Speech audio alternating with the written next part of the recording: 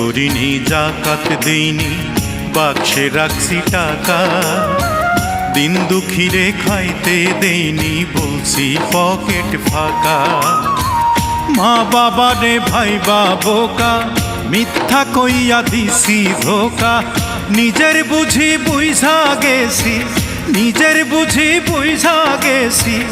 আমি 16 আনা হইল না আমার সাধন হইল না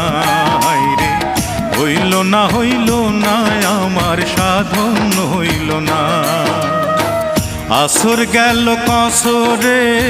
মাগরিব গেল বইয়া এসাও গেল খাইতে খাইতে ফজর গেল শুইয়া